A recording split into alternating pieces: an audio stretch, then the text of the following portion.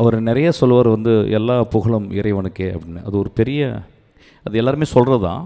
But அவர் ரொம்ப திடீர்னு ஒரு நாள் அது சொல்ல ஆரம்பிக்கிறார். அந்த சொன்ன தருணங்கள் எனக்கு தெரியும்.